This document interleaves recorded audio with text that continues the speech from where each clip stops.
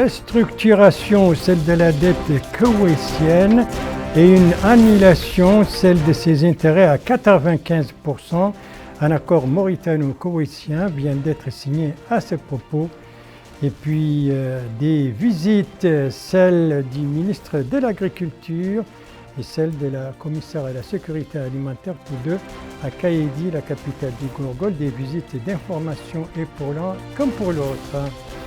Une installation, celle du comité chargé de la gestion des frontières au Gorgol, c'était aujourd'hui au cours d'un atelier organisé par le ministère de l'Intérieur et de la décentralisation. Et pour mieux vous prémunir contre la Covid-19, eh bien, faites-vous vacciner et respectez les mesures préventives. Voilà donc pour les principaux titres de votre journal. Et c'est parti, madame, mademoiselle, monsieur, bonsoir.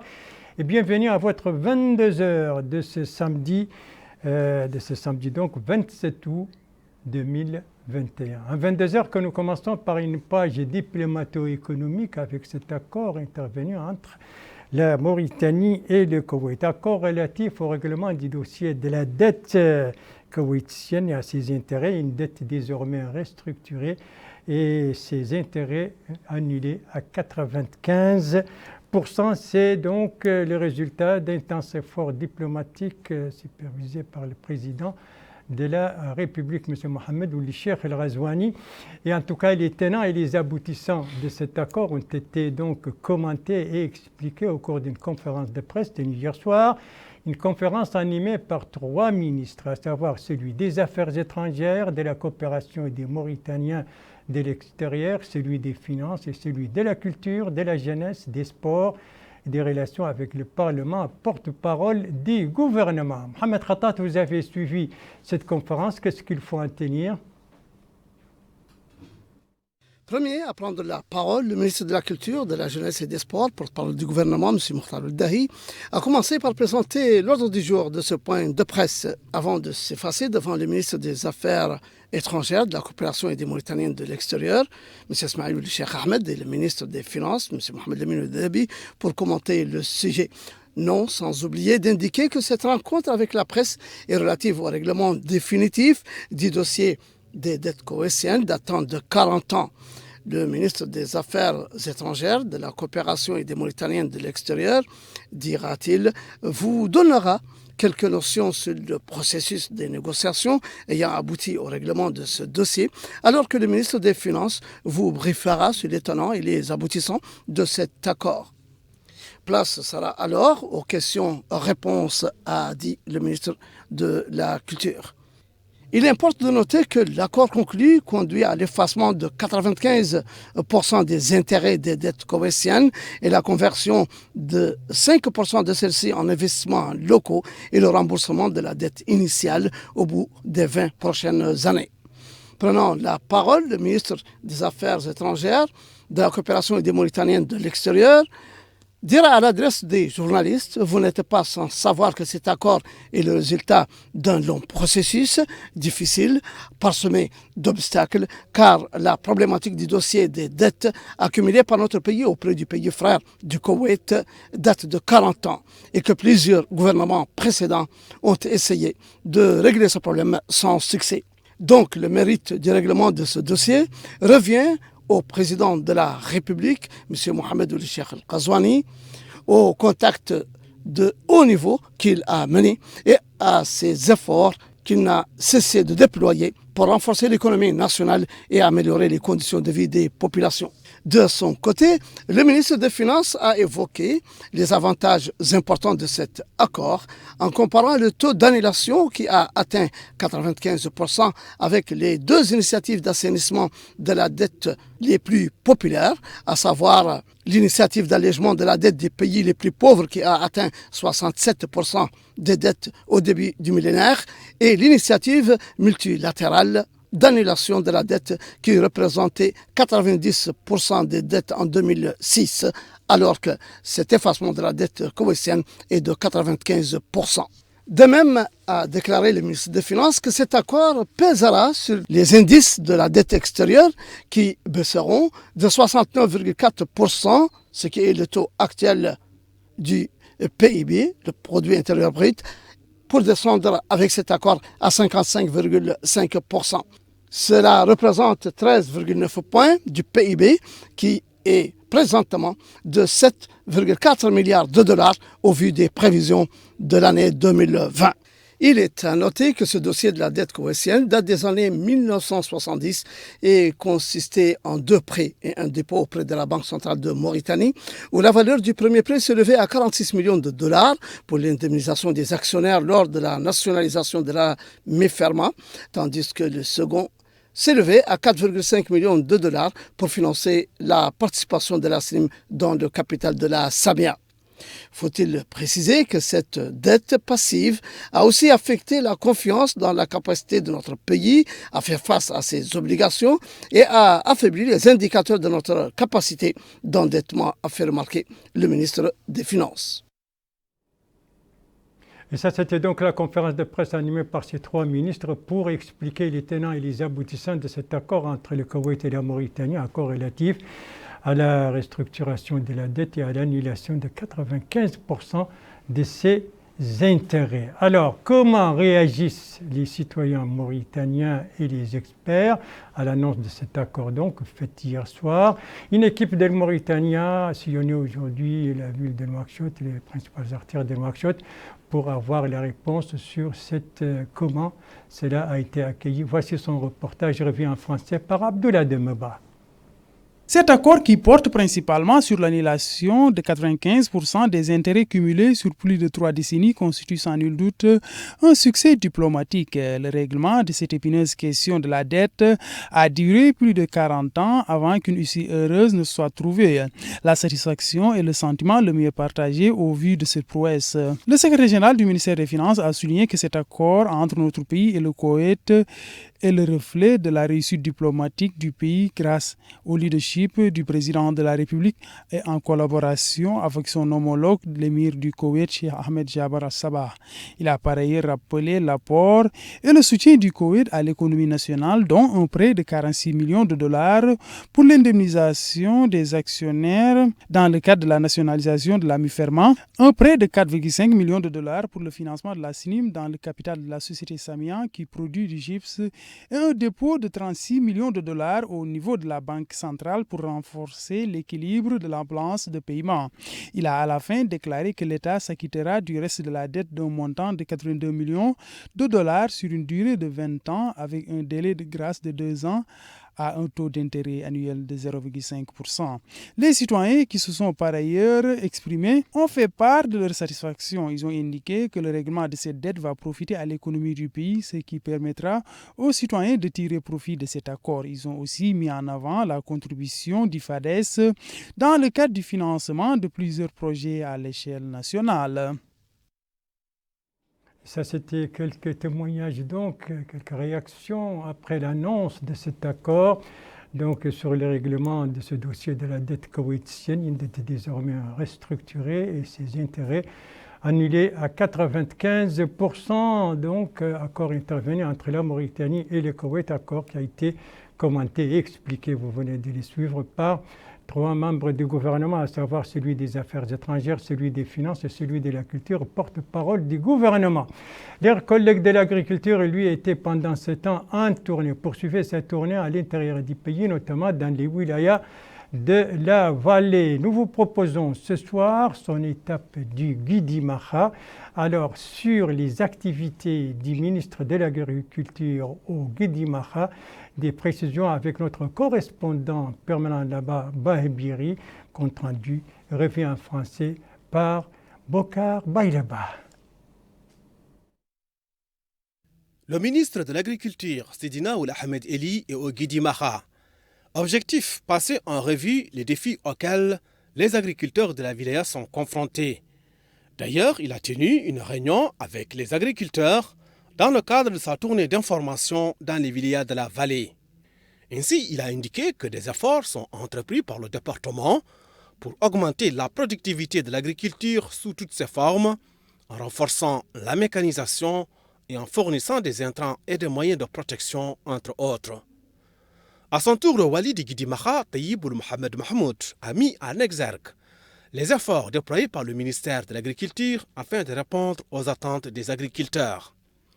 Le vice-président du conseil régional et le maire de la commune de Sélibabi ont salué cette visite. Cependant, ils ont insisté sur les défis auxquels les agriculteurs sont confrontés. Justement, les interventions des agriculteurs ont porté sur les problèmes posés au secteur agricole dans ces deux volets, pluvial et irrigué. Toujours à Sélibabi, le ministre de l'Agriculture s'est informé du fonctionnement des services relevant de la délégation régionale. Sur place, il a insisté sur l'importance de la coordination entre les responsables de projets et les services techniques.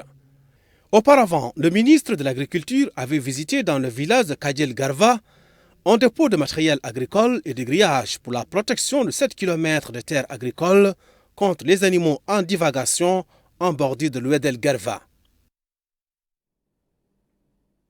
Voilà donc pour la visite d'information effectuée par le ministre de l'Agriculture au Guidi Maha. Le ministre qui, après le Guidi Maha, s'est rendu, se trouve aujourd'hui, au Gorgol. Là aussi, il y a une visite également d'un haut responsable, ou d'une haute responsable pour mieux dire.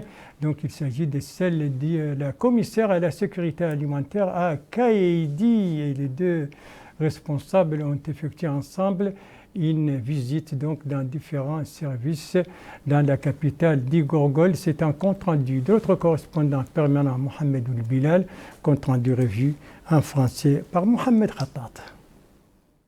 C'est une visite de la commissaire à la sécurité alimentaire, Mme Fatimatou Mahfouz El-Khadri, en compagnie du ministre de l'Agriculture et du Wali du Gorgol, qui a été entamée à partir d'une boutique d'approvisionnement en plein centre-ville de Kaïdi, où elle s'est assurée de la disponibilité en quantité suffisante de denrées alimentaires et comment en bénéficient les citoyens. Les magasins d'entreposage des engrais et des herbicides, également en quantité suffisante et à des prix subventionnés au profit des agriculteurs, ont été l'autre étape de cette visite conjointe du ministre de l'Agriculture, de la commissaire à la sécurité alimentaire et du Wali du Gorgol, sachant que les produits sont distribués par le CSA et supervisés par le secteur de l'agriculture.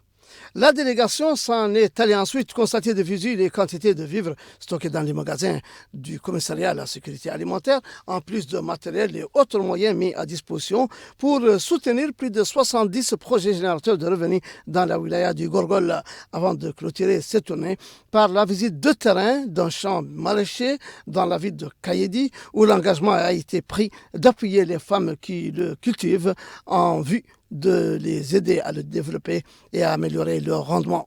La commissaire à la sécurité alimentaire a ensuite tenu une réunion avec les autorités administratives et les acteurs locaux, en présence du ministre de l'Agriculture et du Wali, pour évoquer les raisons de cette visite, déclarant qu'elle est heureuse que celle-ci coïncide avec la présence sur le terrain du ministre de l'Agriculture, qui les a rassurés quant à l'appui de son département au CSA dans ses interventions et programmes mis en œuvre. Elle a rappelé que le rôle du CSA est d'intervenir pour garantir et combler les insuffisances éventuelles en matière de sécurité alimentaire, sachant que le secteur de l'agriculture est l'un des plus importants partenaires concernés, comme celui de l'élevage et de la pêche, lesquels peuvent, dit-elle, garantir une sécurité alimentaire. De son côté, le Wali du Gorgol, M. Ahmed Naoul Sidibé, a salué cette visite qui a permis à la commissaire à la sécurité alimentaire, dit-il, de s'informer sur les conditions de vie des populations, les domaines méritant une intervention et les projets réalisés par son département. Le président du conseil régional du Gorgol, M. Bokar Abouba, et le maire adjoint de Kaïdi, M. Cheikh Tahara Baladi, ont loué les interventions du commissariat à la sécurité alimentaire et les projets qu'il finance dans la wilaya. Il est à noter que le commissariat à la sécurité alimentaire intervient dans divers types de soutien, notamment la distribution gratuite de vivres, les cash transferts d'argent, le financement de projets générateurs de revenus, l'appui des sinistrés, des inondations et autres domaines méritant une intervention d'urgence. Voilà pour ces visites du ministre de l'Agriculture et de la commissaire à la sécurité alimentaire à Kaïdi.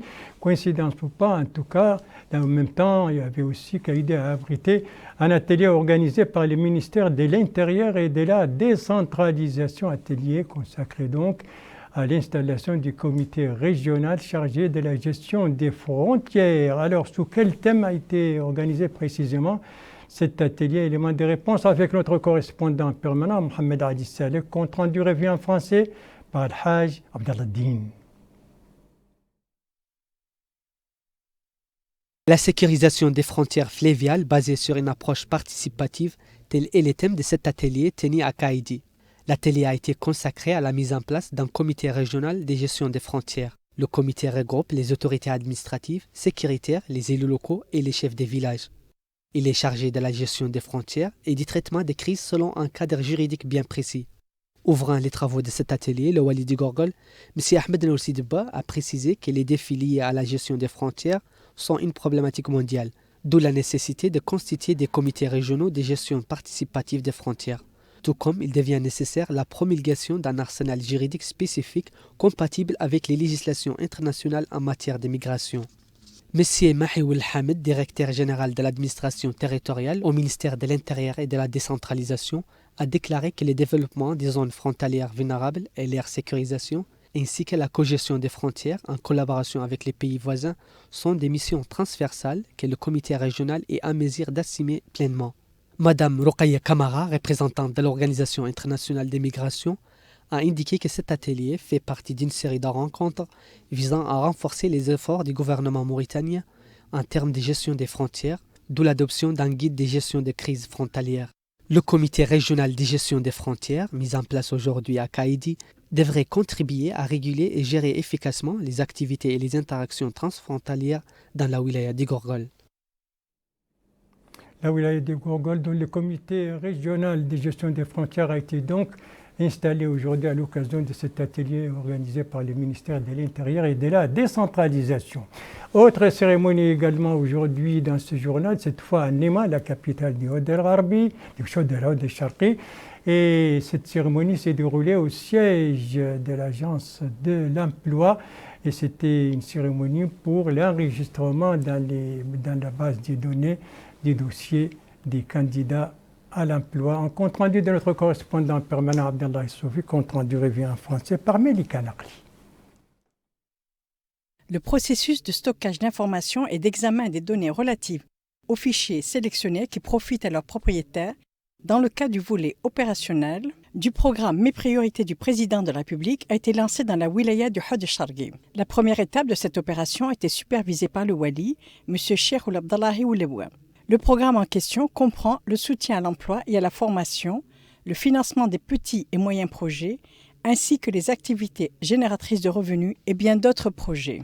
Le directeur de l'Agence de l'emploi nationale à Nema, M. El-Hadi Ouli-Yemani, indique que cette opération de stockage d'informations dans le programme Mes priorités du président de la République est la première étape pour pouvoir sélectionner les bénéficiaires. Près de 8000 demandes ont été présentées pour pouvoir bénéficier d'une de ces 4 opportunités. L'opération de stockage d'informations sera suivie de celle de l'étude et de la vérification des dossiers exécutés par une commission technique selon les normes en vigueur. Un membre de la commission technique de sélection des dossiers, M. Jamel Oulhabib El-Rahman, indique que la commission technique en charge du tri des dossiers soumettra ceux-ci à la commission des prêts. L'objectif de la commission technique est supervisé par le Wali et la sélection des dossiers qui seront présentés à la commission et qui seront évalués selon les critères énoncés par l'Agence de l'emploi et le ministère de l'Emploi. Après la sélection des documents au niveau de la wilaya du Hod el-Sharqi, 5000 bénéficiaires seront ainsi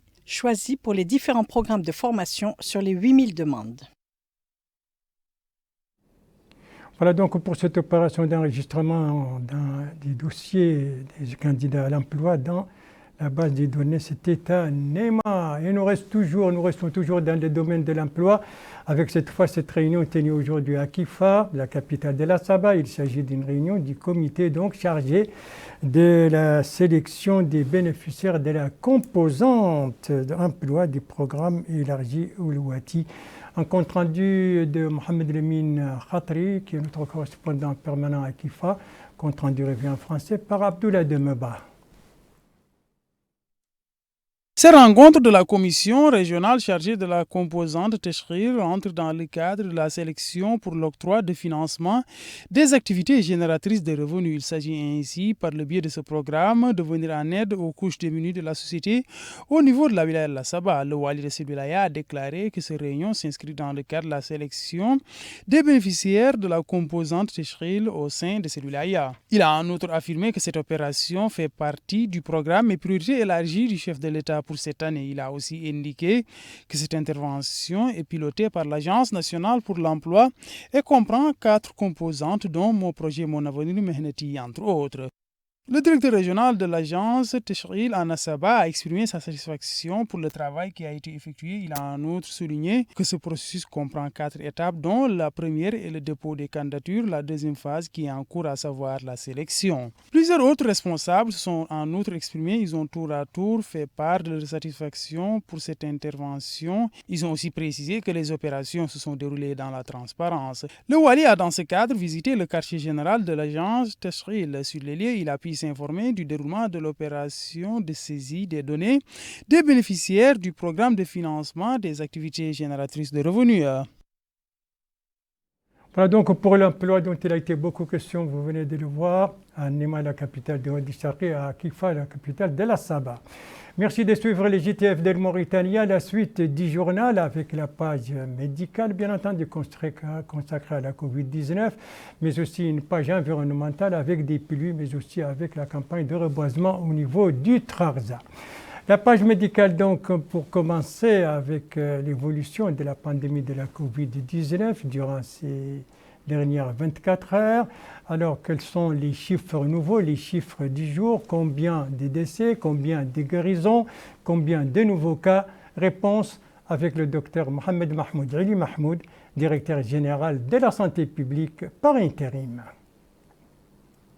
Durant les dernières 24 heures, nous avons enregistré 246 nouveaux cas positifs Covid-19, dont 3 cas contacts et 243 cas communautaires. Nous avons aussi enregistré 237 nouvelles guérisons et malheureusement 6 décès. Le cumul de cas positifs enregistrés depuis le début de la pandémie est de 32 967. Le cumul de guérisons est de 29 513 et le cumul de décès est de 699. Nous avons aujourd'hui 2755 cas actifs, dont 2647 asymptomatiques, 59 avec des symptômes simples et 49 avec situation clinique grave. La répartition de malades, des nouveaux cas positifs par Mougata'a, 2 ont été enregistrés à Basseknou, 2 à Lioun, 2 à Koubani, 1 à Tamcheket, 4 à Barkewel, 2 à Boumdey, 2 à Gerou, 3 à Kifa, 1 à Magama, 3 à Mongel, 2 à Bababé, 4 à Bogué, 3 à Boutilimit, 4 à Kermessein, 7 nouveaux cas à Mderdra, 1 à Wadenaga, 1 à Arkiz, 6 à Rosso, 4 à Oujift, 11 à Atar, 5 à Shingiti, 2 à Wadan, 1 à Chami, 22 nouveaux cas à Nouadhibou, 4 à Mijriya, 12 à Tijigje, 2 à Selibabi, 2 à Bir Mougraïn, 12 nouveaux cas à Zouarat, 5 à Gjojet, 2 à Oksar, 2 à Sabkha, 40 à Tafraqzena, 5 à Dar Naïm, 15 à Tayart, 16 à Toujounin, 26 à Aravat, 4 dans la Muqata'a de Mina et 4 dans la Muqata'a de Riyad. Les tests réalisés durant les dernières 24 heures sont au nombre de 2479, dont 1717 TDR et 761 PCR. Pour la situation de la vaccination, nous avons enregistré 3492 premières doses durant les dernières 24 heures et 7961 deuxième doses. Le cumul des personnes vaccinées première dose depuis le début de l'opération de la vaccination est de 239 644. Le cumul des personnes complètement vaccinées est de 320 955.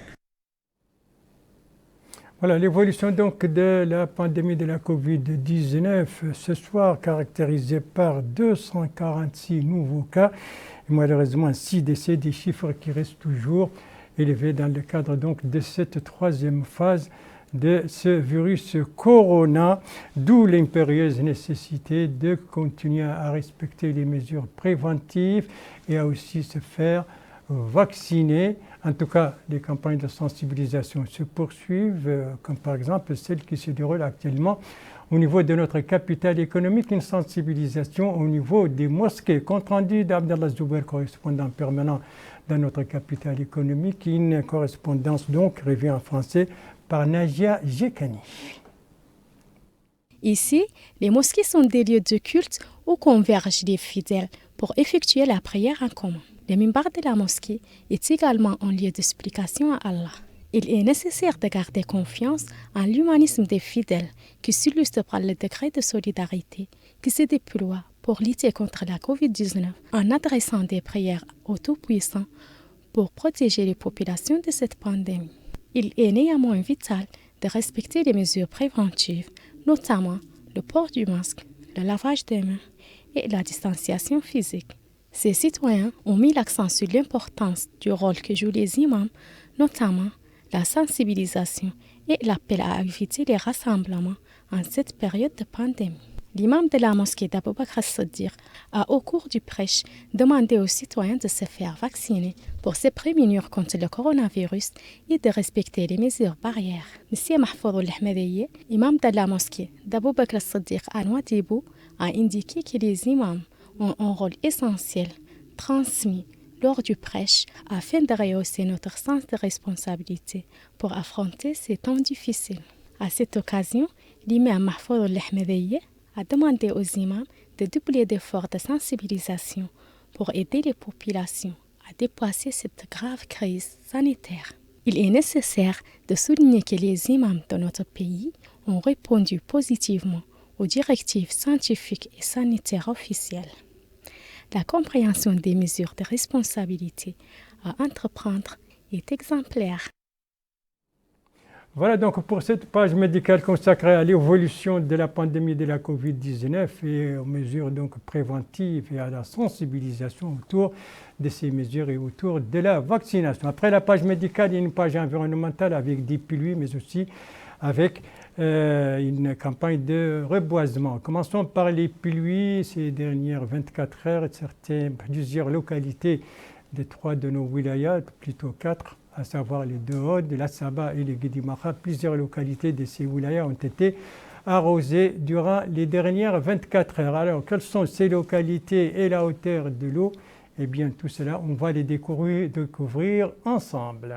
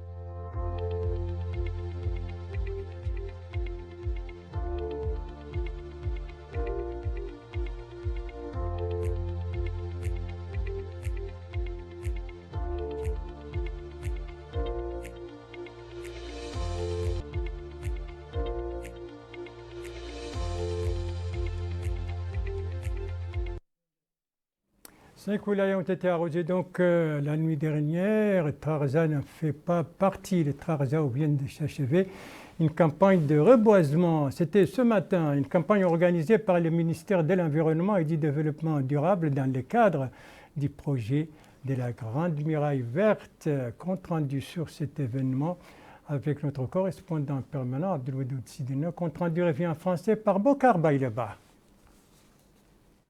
L'opération lancée récemment à Sangrava au Brakna se poursuit aux alentours de la ville de Rosso au Trarza.